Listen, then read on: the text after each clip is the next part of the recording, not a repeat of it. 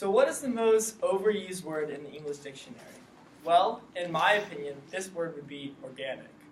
Just about everything these days can be bought with the label organic on it.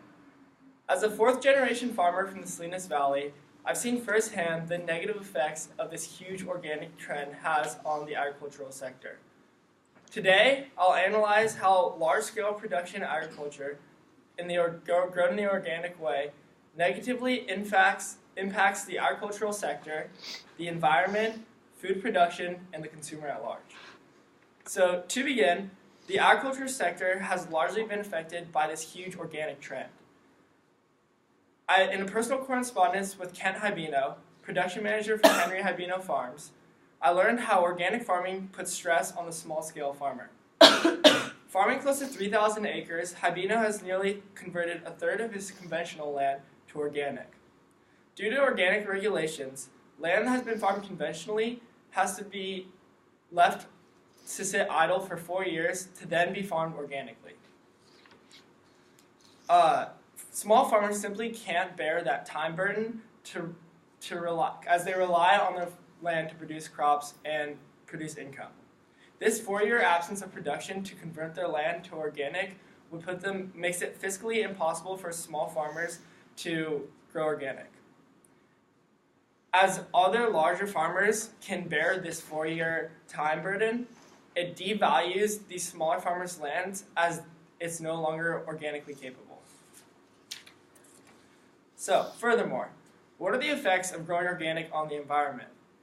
Growing organic is possibly the most resource-intensive means of production agriculture across the agricultural spectrum. According to the United States Department of Agriculture, farmers will typically spend 30% more time prepping ground on an organic field than they would for a conventional field.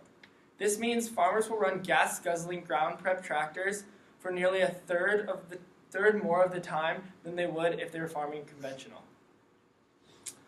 Growing up on a ranch and getting to drive these large gas-guzzling tractors every summer, I would get to see the hundreds of gallons of diesel fuel I'd put in it every single day and watch it get burned because I had to farm and do more work on an organic field as opposed to a conventional field.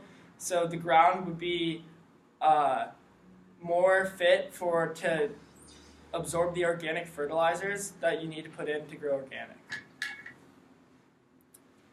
Besides the effects of growing on the environment, one of the most important impact that growing organic has is food production. According to an article from Taylor Farms, harvesting organic produce comes with large amounts of food waste. Quality standards leads to a large amount of organic produce going unharvested due to imperfections. When you go into a grocery store, you see almost perfect lettuce every time. That's not how it is with every single head of lettuce you see in the field. With an ever-growing population, this large amount of food waste, it just can't be had. Feeding the masses needs to be done in the most efficient way possible, and organic just really isn't that way. Furthermore, the effects of the consumer. So, I'm sure all of you know organic is very overpriced.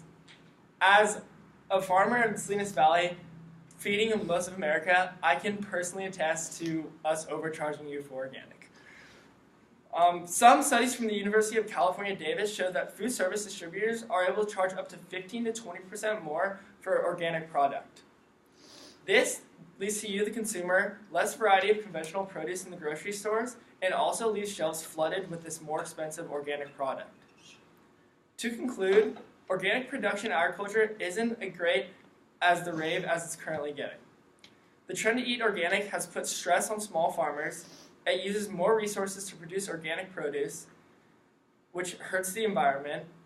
It leaves large amounts of food waste, which isn't applicable in this day and age.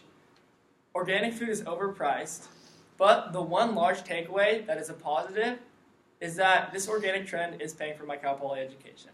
Thank you.